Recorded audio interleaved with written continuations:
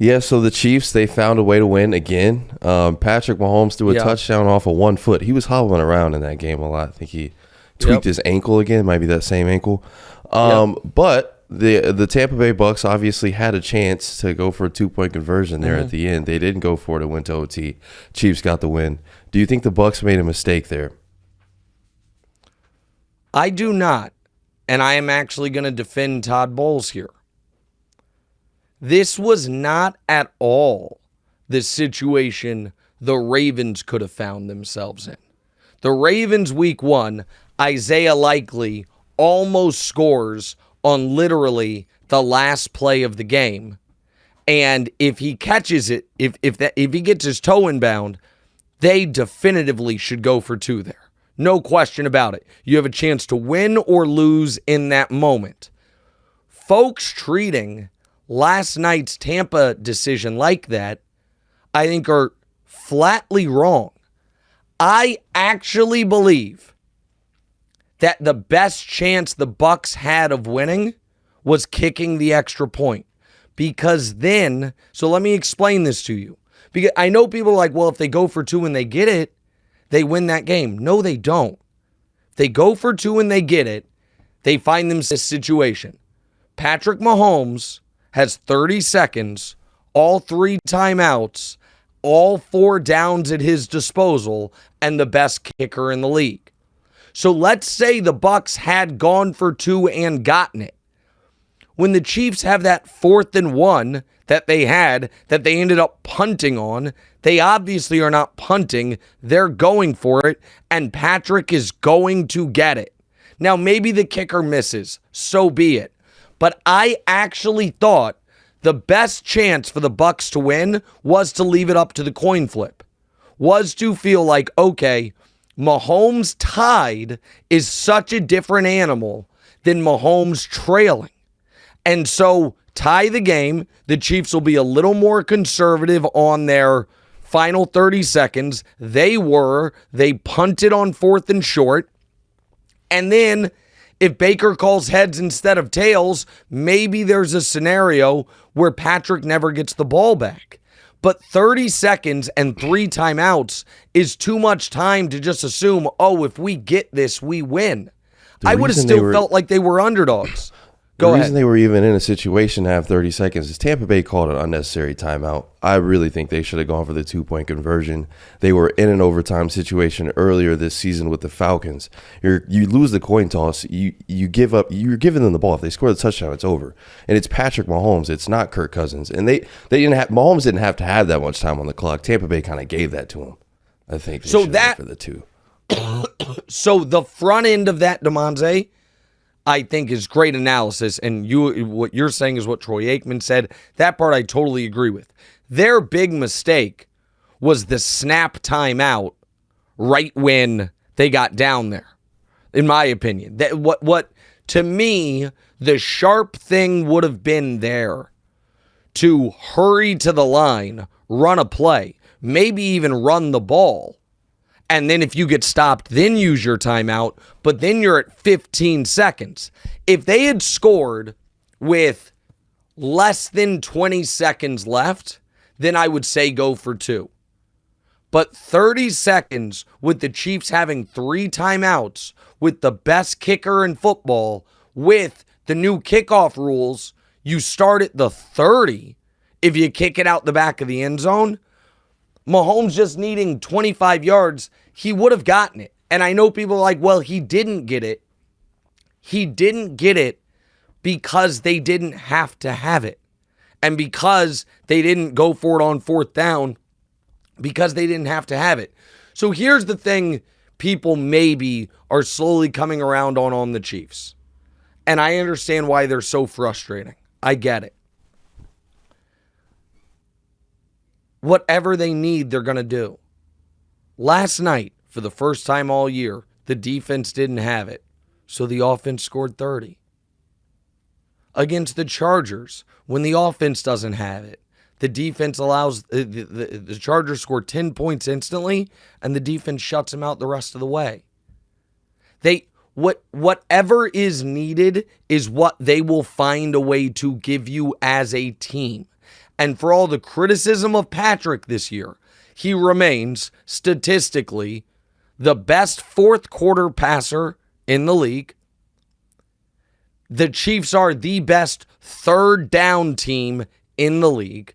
They have the best third down conversion rate, DeMonze, through 9 weeks of any team in the last 15 years. So the Chiefs offense, for all its problems, all its issues, the bigger the situation, the better they are. So whatever that game particularly needs, the Chiefs are going to find a way to give it to you. And then you add this element. Everyone putting Travis Kelce on washed watch was maybe a little premature. I'm talking to you, Kevin Wildes. And then there's DeAndre Hopkins. And he's going to be awesome. Now, the play deep down the field, I don't think those are going to happen a ton. Now, that was an unbelievable pass by Patrick Mahomes. Stepped into the pass rush, throws it kind of off one leg into triple coverage, couldn't have handed it to him any better, and DeAndre still, even though he's not nearly as explosive as he once was, has the best hands in the league, arguably. He brings it in. But where DeAndre is going to be great is third down and red zone stuff. His route running is so precise. And you saw yesterday there was one time, I think it was on that last drive in regulation, when he and Patrick weren't on the same page. He kept going and Patrick threw it to where he thought he was going to be. That's only going to get better with time. And so the Chiefs are just figuring it out. And they're just going to keep figuring it out. Now, with all that said, I want to get on the record on this because I'm not going to be here Thursday because I'm going to be playing at the NAPT in Vegas. Well, I'm going to be playing PokerStars Big Game in partnership with the NAPT. I don't know what the line is, but I absolutely... Remember how before the year I said I thought they'd go 14-3 with one of the losses being a divisional loss? Next week seems ripe for that. Denver at Kansas City. The Chiefs coming off a short week. Game goes to overtime. And the following week's game is Buffalo. That if the Chiefs get through the next 2 weeks and they're 10-0, then I'll start entertaining the 17-0 piece of it. But I intellectually... So you think they could lose 2 games, these next 2? You think they can go 0-2 in those? Or... I think they are very, very likely to go 1-1. And I think that if they lose to Denver, they are less likely to lose to Buffalo. And if they beat Denver, they're more likely to lose to Buffalo. But I think the undefeated season talk probably ends either next Sunday or the Sunday after. Obviously, I hope I'm wrong.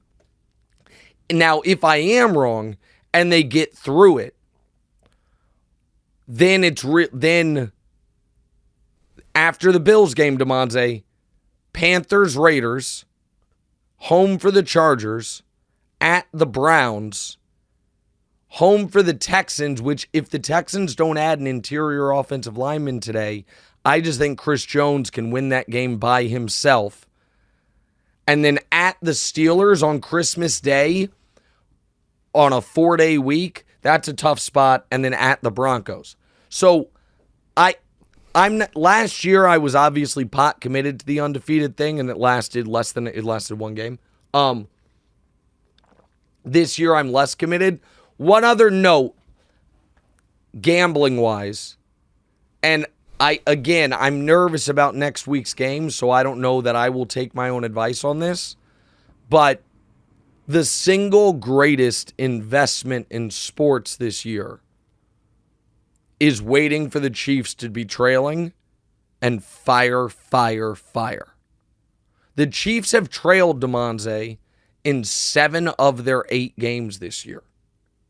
And every time the market overcorrects in the wrong direction. Last night, I got the Chiefs minus 200 on the money line, minus 2.5 at minus 120 I had to pay, and minus 3.5. Now, the minus 3.5 could have lost, obviously. Listen, they all could have lost, but I took screenshots of it.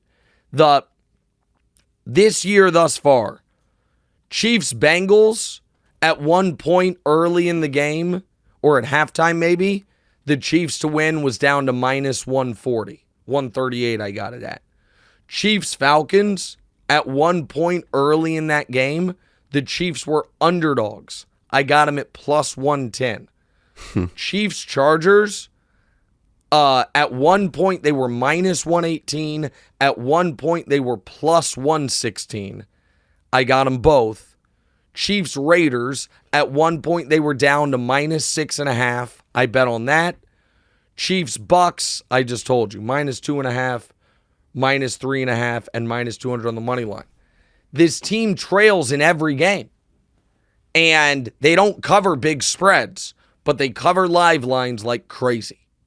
And so again, I have a nervous feeling about this coming week's game against Denver, but it's just an interesting note to look at. Hey, thanks for watching. Hit the subscribe button to get more from the show, and make sure to click the bell to get notified every time new content drops. Check out full episodes of What's Right wherever you get your podcasts, or just click the link in the description below.